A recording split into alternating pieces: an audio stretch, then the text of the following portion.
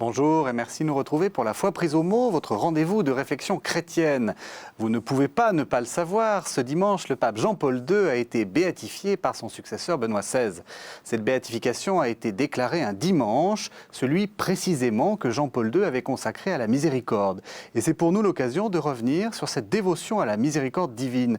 De quoi s'agit-il? Comment est-elle née? Pourquoi le nouveau bienheureux Jean-Paul II a-t-il consacré ce dimanche à la miséricorde? Alors pour en parler, deux invités. Père Patrice Chocholski, bonjour. Bonjour. Vous êtes curé de Miribel dans le diocèse de Beléars et vous êtes également le secrétaire général des congrès mondiaux pour la miséricorde divine. Vous nous en direz quelques mots tout à l'heure. Marie-Bénédicte de Sainte-Marie d'Agneau, bonjour. Bonjour. Vous êtes secrétaire de l'Association pour la miséricorde divine et vous allez aussi nous la présenter. Alors, bon, on va peut-être commencer même carrément par vous. Expliquez-nous de quoi il s'agit. Quelle est cette association? Alors, cette association a été créée en 2006 par deux fondateurs, Violetta Waver et Gérard Deschelette.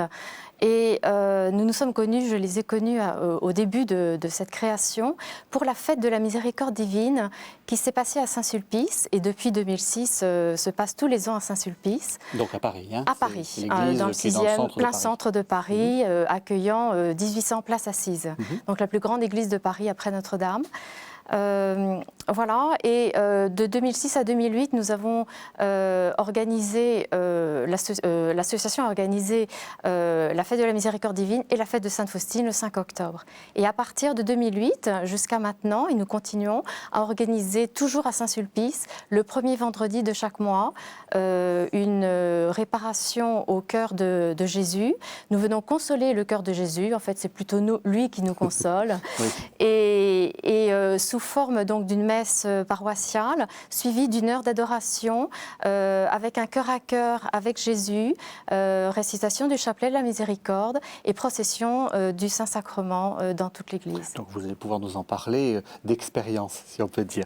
Et donc j'en parlais, Père Chocholski, il y a un congrès mondial pour la miséricorde divine. De quoi s'agit-il? Alors il s'agit d'un processus qui est mis en place depuis 2006. Il y a eu un premier congrès mondial en 2008 à Rome.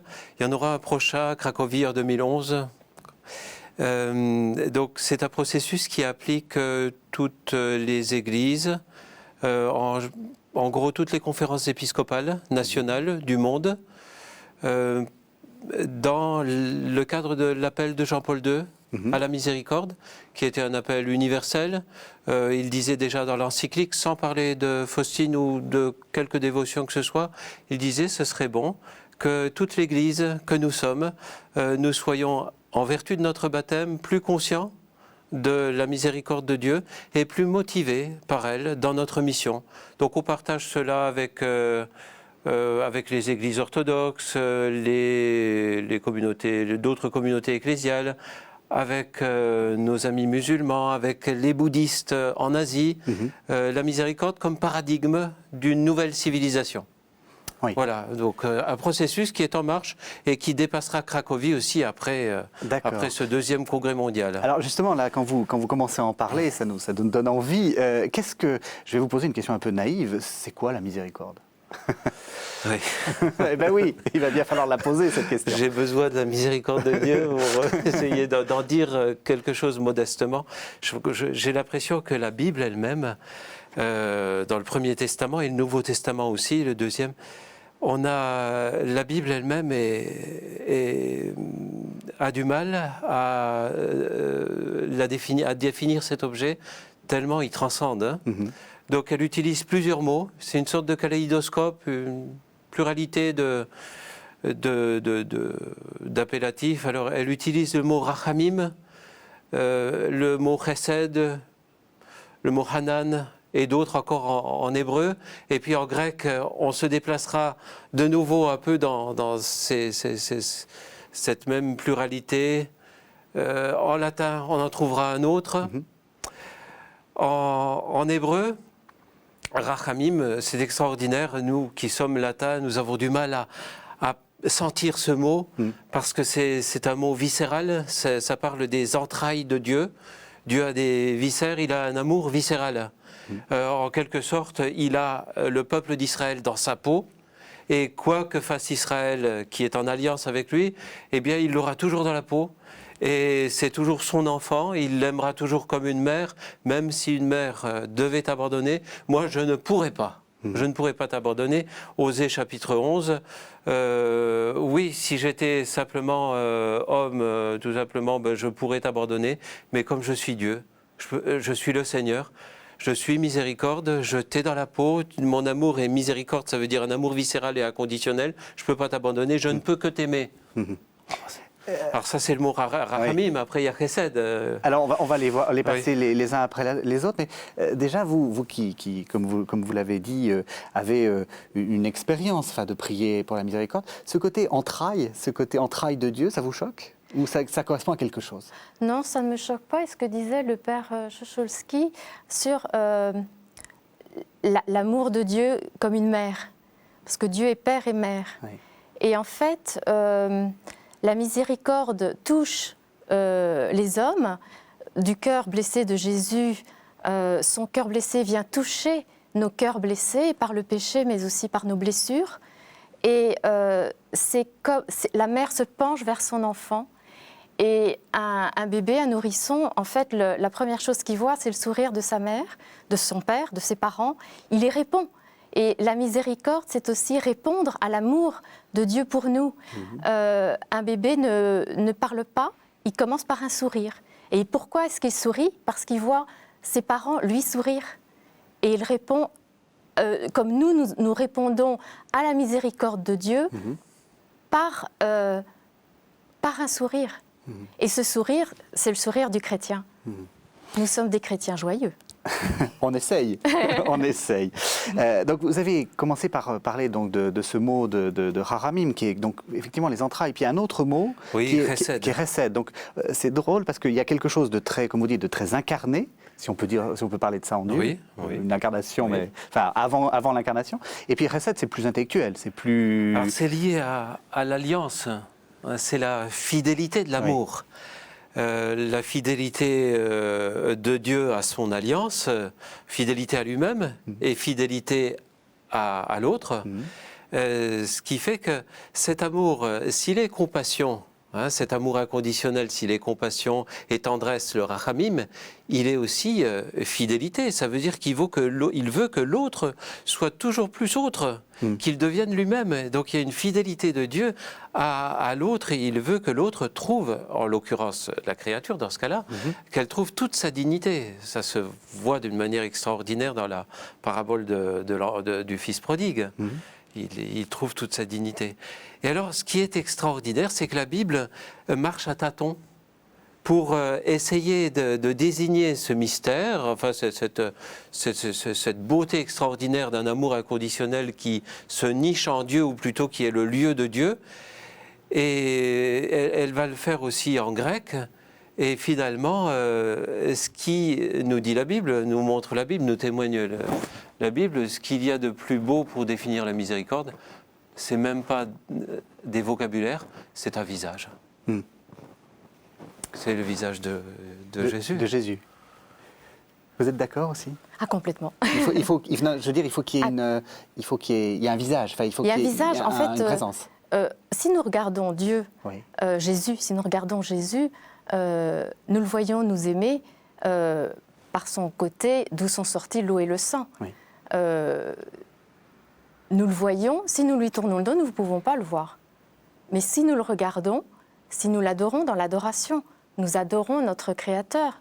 Dieu, à ce moment, nous sommes en face de la créature face à son Créateur, qui donne son amour à sa créature, qui le reçoit en tant que créature, et donc redevient, comme vous disiez aussi tout à l'heure, reprend sa dimension humaine d'enfant de Dieu. C'est-à-dire qu'on se trouve soi-même, on ne se perd pas en Dieu, on se trouve soi-même. On se trouve, Dieu nous redonne notre figure d'antan, d'enfant de Dieu sur pied. Et le péché, les blessures nous font nous courber, nous trébucher, nous renfermer sur nous-mêmes. Et Jésus vient vers l'enfant blessé, le fils prodigue, vient vers l'enfant blessé pour lui donner son amour et le remonter à son état d'enfant de Dieu. Alors, on parle de miséricorde, et vous avez cité l'encyclique de Jean-Paul II, qui est riche en miséricorde, Dives in Misericordia. On parlait autrefois de Sacré-Cœur, on parlait autrefois de... Vous avez évoqué la blessure du côté. Donc, quelle est, dans le paysage spirituel, quelle est la place de cette dévotion à la miséricorde? Est-ce que c'est différent, par exemple, du Sacré-Cœur? Parce que c'est vrai que les Français ont été très, très sensibles à la dévotion du Sacré-Cœur. Je pense à Paray le Monial, je pense à toutes les communautés qui sont associées à ce Sacré-Cœur. C'est la même chose ou c'est différent? La miséricorde n'appartient ni à Marguerite Marie, ni à Faustine, heureusement. Oui. C'est le noyau fondamental de l'Évangile. Oui. Donc chaque fois qu'un témoin, qui en l'occurrence ici est chrétien, catholique, baptisé, oui. Je pourrais vous parler d'autres témoins qui ne le sont pas. Oui. Chaque fois que quelqu'un indique ce mystère comme ce qu'il y a de la plus belle expérience du monde à faire, oui. Il rappelle ce que nous trouvons comme noyau essentiel dans l'Évangile. Ce n'est qu'un signe quand je vous montre du doigt le soleil, vous ne regardez pas le doigt, oui, oui. Vous regardez le soleil. Oui. Ce qui compte, c'est de pouvoir oui. Regarder le soleil, et comme disait Jean-Paul II, de renouveler notre conscience, d'être aimé par Dieu de cette manière-là. Et d'en être motivé.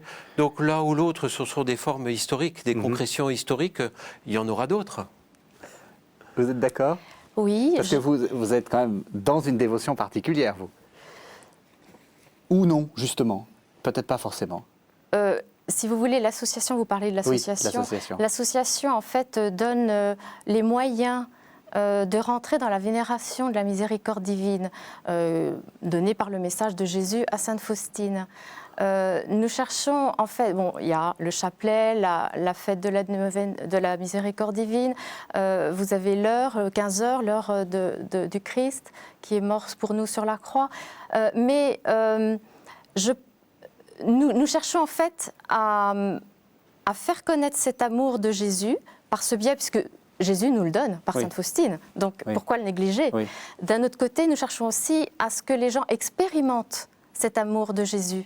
Et c'est pour ça que, avec le curé de Saint-Sulpice, depuis 2008, tous les premiers vendredis du mois, même en plein mois d'août, nous organisons ces soirées miséricorde, donc dévotion au Sacré-Cœur, mais aussi à la miséricorde divine, puisque ce sont deux dévotions, les deux messagères ont reçu le témoignage de l'amour de Jésus, du cœur de Jésus. Ce sont les deux confidentes de l'amour du cœur de Jésus.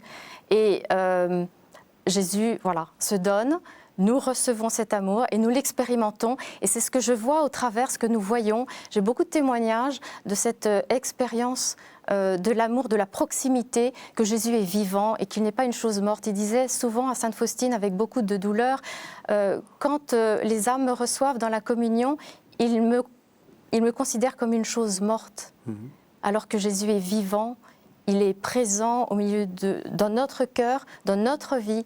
Et ce qui le fait souffrir, c'est que nous l'écartions en fait de notre vie, on le considère très très loin, alors qu'il est en nous. Sous le tableau que Sainte Faustine fait peindre, Jésus lui a montré un tableau. Il y a « Jésus, j'ai confiance en toi ». Ce qui fait le plus souffrir Jésus, c'est que nous n'ayons pas confiance en lui. La vie, c'est aussi une des définitions de la miséricorde. Dieu est un Dieu vivant, c'est un Dieu qui est en relation, c'est pas un Dieu mort, c'est pas une idole. Oui, oui. C'est la découverte que Dieu est vivant et qu'il est spécialement vivant et qu'il m'invite à une relation dans la mesure où il est regard de miséricorde. Oui.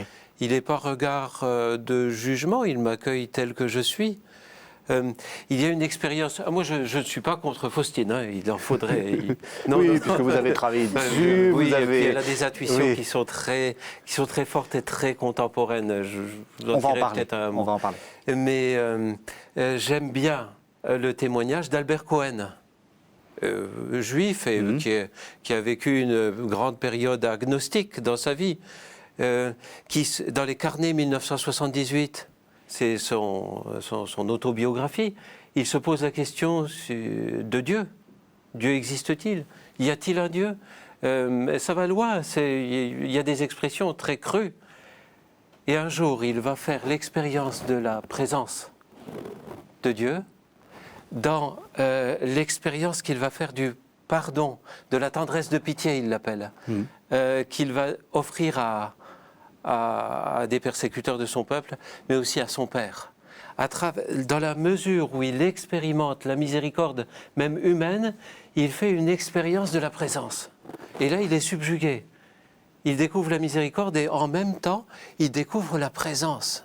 Il ne doute plus de la présence de Dieu dans sa vie, du Seigneur. Donc en fait, la miséricorde, expérimenter la miséricorde, c'est expérimenter quelque chose de Dieu qui nous porte directement à nous mettre en face à face avec lui, même si nous ne sommes pas nécessairement déjà tournés vers lui. Comment vous expliquez que, parce que tout ça, enfin, la question s'adresse à l'un et l'autre, que l'image qu'ont beaucoup de non-chrétiens de la religion chrétienne, c'est au contraire quelque chose de condamnateur. Un Dieu, on cite souvent l'expression de Maurice Bellet qui est très belle, le Dieu pervers, le Dieu qui veut et qui veut pas, qui nous met dans la double contrainte. Pourquoi est-ce que ces gens ont cette image-là alors que quand on vous écoute parler, c'est magnifique?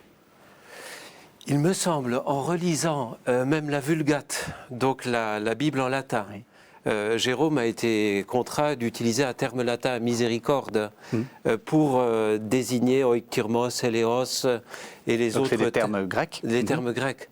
Je suis convaincu que Jérôme commençait à évangéliser ce mot de miséricorde qui était très mal vu dans les milieux philosophiques romains, latins. Et je pense que le mot miséricorde a encore besoin d'être évangélisé. Oui. Ce qui fait que je pense que nous avons souvent affaire dans notre inconscient collectif à l'image d'un Dieu païen et que cette figure de Dieu a besoin d'être renouvelée tous les jours par cette évangélisation des cœurs, à partir de l'évangile, à partir du visage du Christ.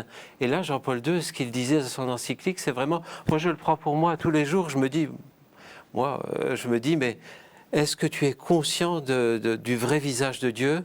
Est-ce que tu es motivé par ce vrai visage? Et ce vrai visage, il est toujours plus grand que celui que je m'imagine. Demain, il sera plus grand. Il y a aussi la crainte de Dieu. Il faut le craindre. Oui. Et alors, comment vous... Nos frères juifs sont géniaux quand ils nous parlent de l'unification de Dieu.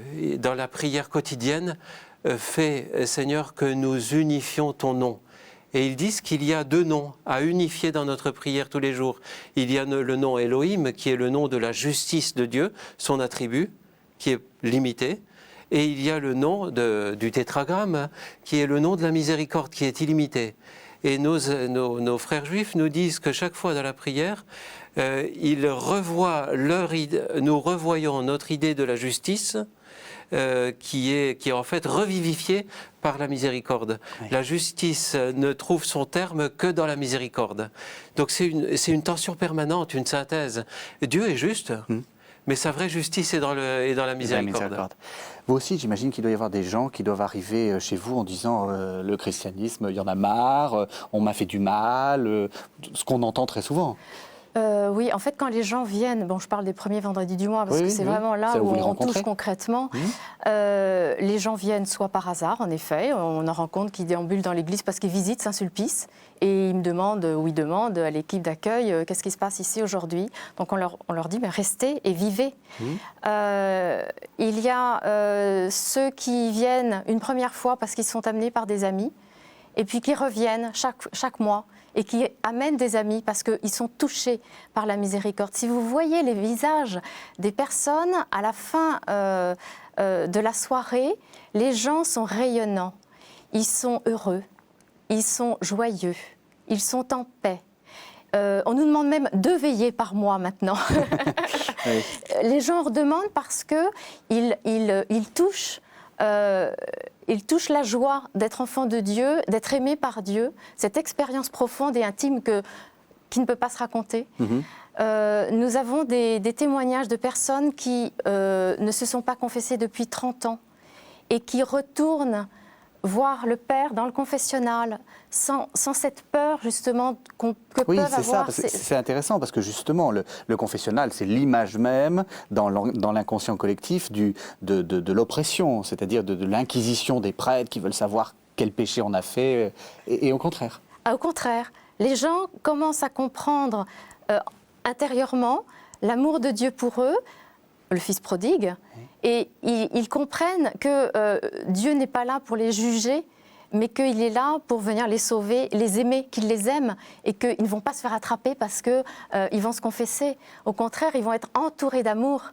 Et ce qui est merveilleux, c'est de voir ces personnes, c'est des témoignages aussi d'un prêtre de Saint-Sulpice qui confesse tous les premiers vendredis du mois et qui nous dit, mais il y a des grâces de conversion absolument extraordinaires parce que les gens touchent du doigt l'amour de Dieu. Il y a aussi des guérisons physiques. Dernièrement, une dame est venue me voir et me dire, écoutez, voilà, j'avais un cancer du palais. J'ai reçu le sacrement des malades et je suis venue à Saint-Sulpice au premier vendredi du mois. Je suis entièrement guérie. Les médecins ne comprennent pas. Alors, il n'y a pas que des guérisons physiques, mais Jésus guérissait physiquement, mais aussi pour toucher l'âme. Et ce qui est, je dirais, presque le plus important, mais pas quand on a un cancer, évidemment. Mais ce que je veux dire, c'est que tous ces témoignages de gens qui viennent une première fois, qui ne s'attendent pas à quoi que ce soit, et qui reviennent parce qu'ils ont une impatience de revenir voir Jésus. Alors vous avez évoqué l'un et l'autre Sœur Faustine, on va écouter un extrait du petit journal de Sœur Faustine, justement où elle parle de ce dimanche de la miséricorde, et ça sera l'occasion de parler un peu de Sœur Faustine, de la présenter. Donc on écoute ce que disait Sœur Faustine. Ma fille, parle au monde entier de mon inconcevable miséricorde. Je désire que la fête de la miséricorde soit le recours et le refuge pour toutes les âmes, et surtout pour les pauvres pécheurs. En ce jour, les entrailles de ma miséricorde sont ouvertes. Je déverse tout un océan de grâce sur les âmes qui s'approcheront de la source de ma miséricorde. Toute âme qui se confessera dans les 8 jours qui précèdent ou suivent ce dimanche de la miséricorde et communiera, recevra le pardon complet de ses fautes et la remise de leurs peines.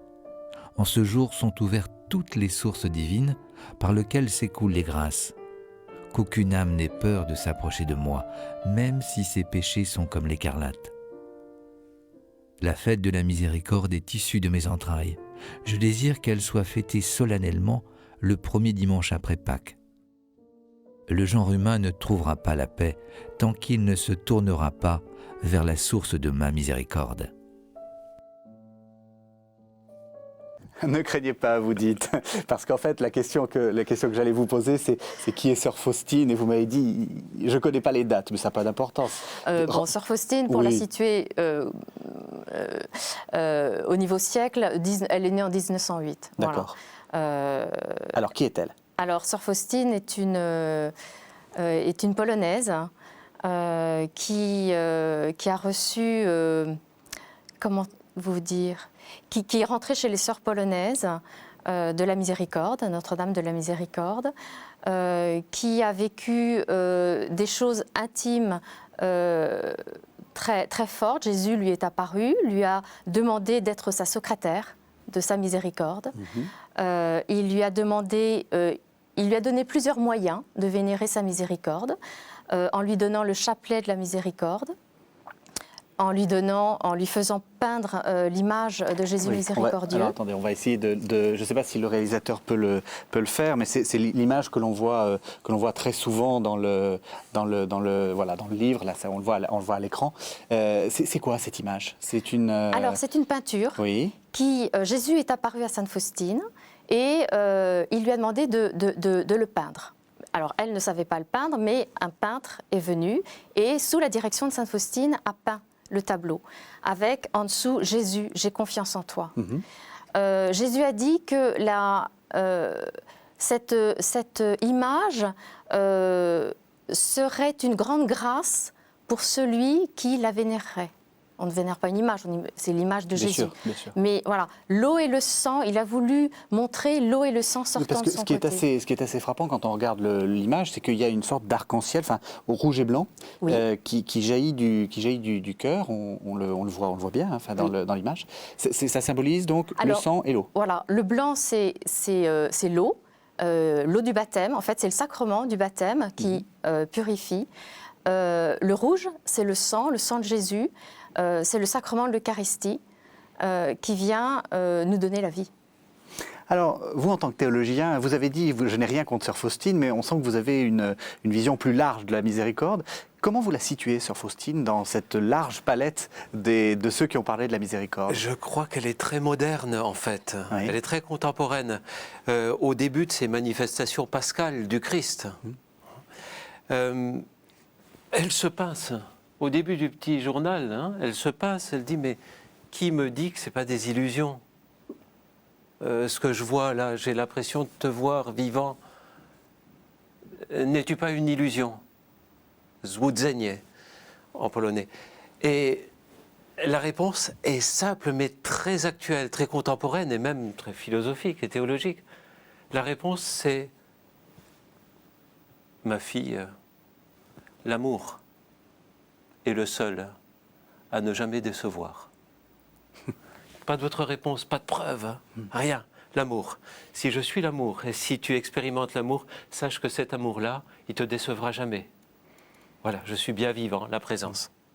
Qu'est-ce qu'elle apporte de plus que les autres, enfin, ou de nouveau par rapport à tout ce qu'on a dit depuis l'Ancien Testament?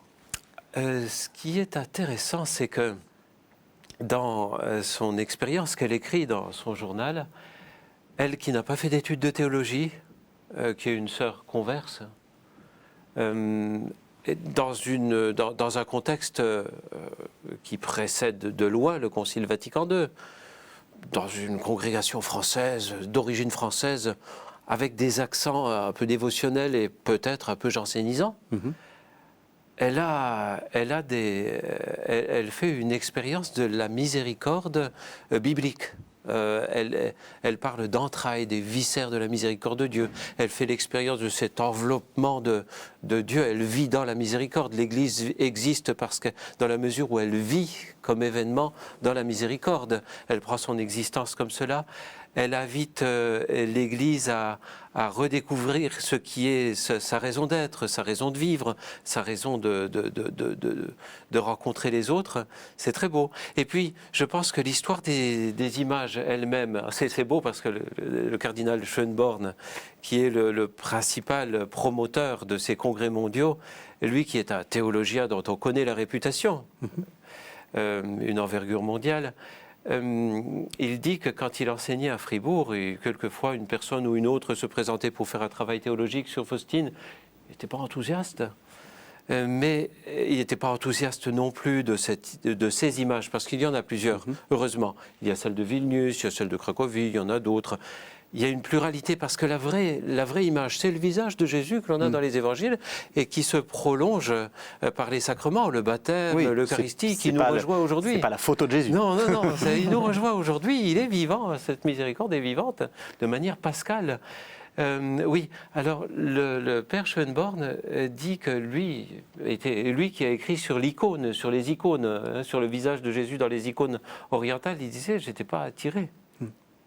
Et je me disais, bon, mais dans les différents voyages internationaux qu'il a fait pour le catéchisme de l'Église catholique ou autre, parce que ça a été une grande élaboration, un laboratoire mondial, il dit, je me suis rendu compte que cette petite image, quelle qu'elle soit, devenait un vecteur de foi, surtout pour les masses de personnes les plus pauvres.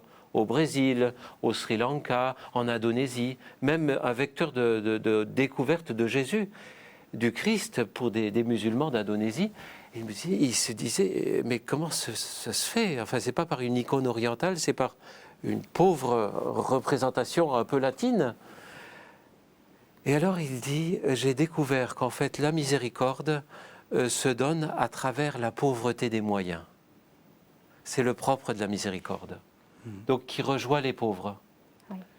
En cela, je pense que tout cela fait que Faustine a impressionné, elle a fasciné Karol Wojtyła. Elle l'a fasciné, lui qui se posait la question de comment répondre au mal, au nazisme, le communisme réel. Comment, Romains chapitre 12, verset 21, ne répond pas au mal par le mal, mais par le bien. Et là, il découvre par les écrits de Faustine que, ah oui, là, il y a une profondeur, disons, mystique au sens le plus profond du terme. Il y a une profondeur qui l'a fasciné et qui lui a donné une force pour interpeller, pour vivre dans le monde d'aujourd'hui la mission de l'Église. C'est pour ça qu'il fait un appel universel, pas seulement à l'Église, mais aux nations, aux religions, aux cultures. Laissez-vous interpeller par la miséricorde. Faustine, voilà, Oui. par Jean-Paul II. Alors vous parlez du bienheureux Jean-Paul II. Sainte Faustine en parle dans son petit journal. C'est pas elle, c'est Jésus qui lui dit quand je priais pour la Pologne, j'ai entendu ces paroles. Sainte Faustine qui dit j'aime particulièrement la Pologne. Jésus parle. Et si elle obéit à ma volonté, je l'élèverai en puissance et en sainteté. D'elle sortira l'étincelle qui préparera le monde à mon ultime venue. Donc Sainte Faustine parlait déjà du bienheureux Jean-Paul II. Quelle est la place de cette icône de Faustine dans vos réunions? Très présente, vous lisez en permanence les écrits de Sainte Faustine, vous priez devant cette icône, ou c'est juste une sorte de mise, on met le pied à l'étrier, si j'ose dire, et puis après on continue sans. Jésus miséricordieux est là, Oui. dans son icône, Mais ailleurs pas son aussi. icône, ailleurs. Moi, Oui. personnellement, j'ai un grand tableau de Jésus miséricordieux à la maison, Oui. qui vient de Pologne, depuis 2006. Et une fois par semaine, avec des amis, nous récitons le chapelet de la miséricorde à la maison. Jamais je n'ai eu de trou. C'est-à-dire qu'on a l'impression que Jésus aime qu'on soit là devant son icône. Et alors il nous parle parce qu'on se réunit. Avant chaque dizaine, nous ouvrons le petit journal de Sainte Faustine, je dirais au hasard, et nous lisons ce que nous avons sous les yeux, ce qui nous donne une intention de prière. Et très souvent, nous avons une réponse à nos questions que nous posons. Il est vraiment là, il est vraiment présent. Donc c'est très présent. C'est très présent. Sœur Faustine est très présente. Pas Sœur Faustine, Enfin oui, Jésus. mais Jésus à travers le Jésus. journal. Oui. Et à Saint-Sulpice, nous avons, tous les premiers vendredis du mois, nous avons une grande, sur plusieurs mètres de hauteur, nous avons Jésus miséricordieux. Et vous prieriez devant d'autres icônes ou c'est elle qui Non, est je prie Dieu. Enfin, je veux dire, je suis aussi très mariale. Marie me conduit vers Jésus. Nous prions Dieu. Dieu est dans notre cœur. Moi, ce que j'aime, c'est être à l'adoration et d'avoir Jésus devant moi, réellement présent dans l'Eucharistie. Mais il est aussi dans mon cœur. C'est vrai que ce tableau de Jésus miséricordieux à la maison, je dois dire qu'il y a une présence depuis qu'il est là, bien différente d'avant. Il y a une présence. Mais c'est vous qui la mettez. C'est Jésus. Oui, mais... Parce que je lui parle, Voilà. je prie devant lui tous les soirs. C'est mon endroit de prière. J'ai installé un petit hôtel, mais c'est mon endroit de prière. Il est dans le salon, il est à la place d'honneur. Et quand mes amis viennent dîner à la maison, ils voient Jésus, c'est Jésus le maître de maison. Qu'est-ce que, justement, quand vous entendez ce genre de témoignage, qu'est-ce que vous en dites? Qu'est-ce que vous en pensez?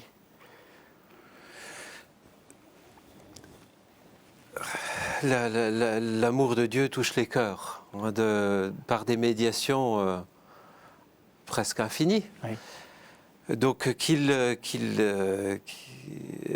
se donne aussi par des icônes, des images. Je crois que l'Église l'a reconnu depuis un concile. Évidemment, c'est l'incarnation, c'est le Seigneur qui nous rejoint. Ce que je voudrais dire, c'est que ce qui est, à travers tous ces congrès où on rencontre toutes les églises et toutes ces personnes qui vivent de près ou de loin dans la miséricorde de Dieu, les services du catéchuménat, le service de la catéchèse, de la solidarité ou autre, de Washington ou bien de Sao Paulo, ce qui est vraiment fédérateur pour découvrir la miséricorde, c'est oui, la prière, mais en particulier l'écoute de la parole de Dieu, la lectio divina sur les évangiles, pour se poser la question que dit vraiment le texte, mais qu'est-ce qu'il nous dit aussi de son amour, là? Et alors, qu'est-ce qu'il nous dit aussi, qu'est-ce qu'il dit aujourd'hui à l'Église de cet amour, et comment vivre cet amour? Oui, ça n'exclut pas. Voilà. Mais je vois qu'il y a en Italie d'autres témoins aussi de spiritualité de la miséricorde. Je pense à Mère Esperanza de Colle Valenza ou d'autres. Bon, ben voilà, c'est vrai que la miséricorde a un rôle fédérateur, et je le crois aussi dans les paroisses, mais dans la mesure où elle n'est pas vécue seulement de manière dévotionnelle. Il faut qu'elle soit vécue dans la vigueur de son interpellation biblique et prophétique pour aujourd'hui. Alors, on se rejoint aussi, grâce à la miséricorde, entre les courants d'église les plus variés et les plus différents. Et ça, je crois que c'est très important. Ouais, parce que c'est une question de regard d'amour inconditionnel.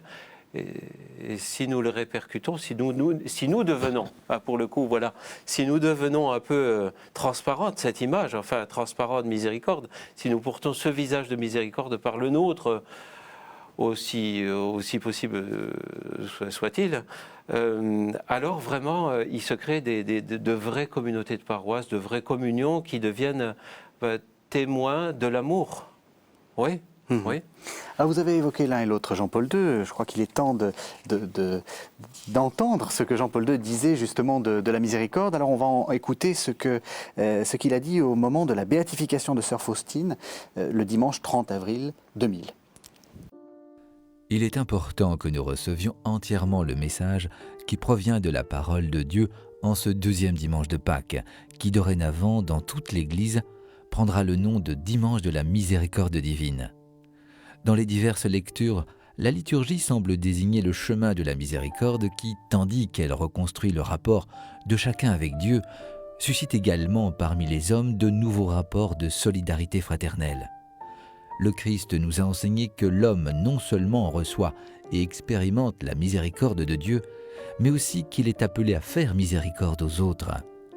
Bienheureux les miséricordieux, car ils obtiendront miséricorde.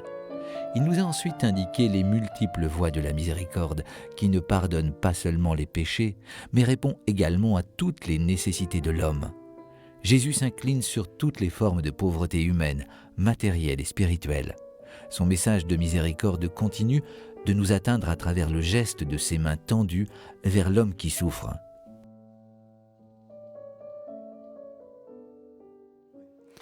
Alors, on a entendu donc le pape, la voix du pape transmise par notre comédien Michel Dargent. Justement, qu'est-ce que c'est que ce dimanche de la miséricorde? Et pourquoi est-ce que Benoît XVI choisit précisément ce dimanche-là pour béatifier Jean-Paul II? Allez-y. Quand le dimanche de la miséricorde a été célébré pour la première fois à Vilnius en Lituanie il y a à peu près 70 ans, c'est le père Sopočko qui était un théologien du séminaire de Lituanie, qui était aussi le père spirituel de Faustine. Oh, il a trouvé que cette idée d'introduire le dimanche de la miséricorde était profondément théologique. Alors il y a eu beaucoup d'objections. Et lui-même qui a rencontré le jeune évêque auxiliaire de Cracovie, Wojtyła, Wojtyła lui a posé la question, mais quel sens ça a théologiquement? C'est quand même l'octave de Pâques, c'est quand même Pâques. On va faire une superposition dévotionnelle à un dimanche profondément liturgique. Et Sopočko lui disait, donc ce théologien, lui disait, mais pas de superposition, surtout pas. Il ne s'agit pas de changer les lectures. Il s'agit de vivre en profondeur Pâques, en profondeur, de vibrer avec Pâques. Alors donc, quel sens ça peut avoir?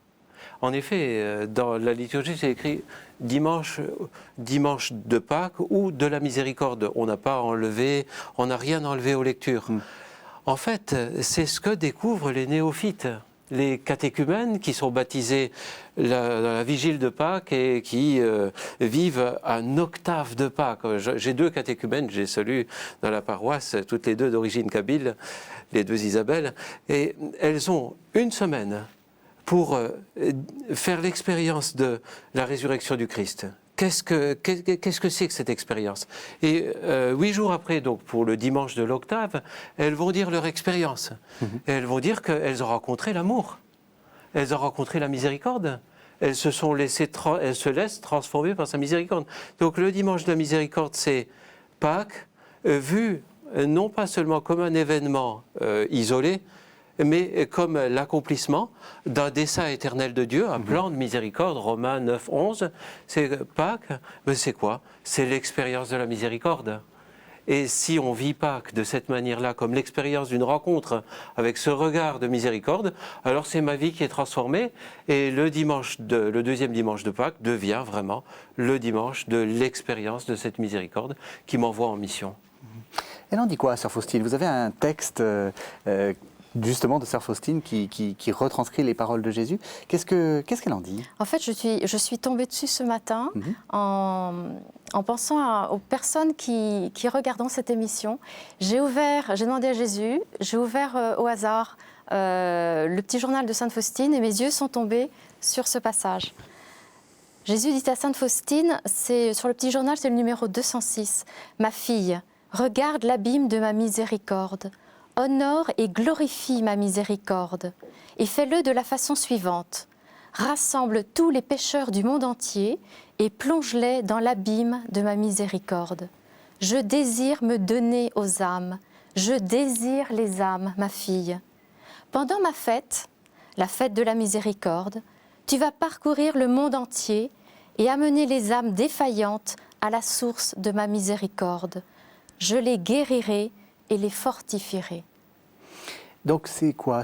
Il veut dire que c'est un jour particulier, mais il le fait tout le temps. Il le fait tout le temps, mais c'est un jour... D'ailleurs, ce que je voulais dire, c'est que cette fête de la miséricorde est précédée d'une neuvaine à la miséricorde. Et là où Jésus en parle aussi, il dit « Tu vas m'amener toutes les âmes, tous les pécheurs ». Et dans cette neuvaine, nous la commençons le vendredi saint pour la terminer le samedi précédant la fête de la miséricorde. Donc, voilà.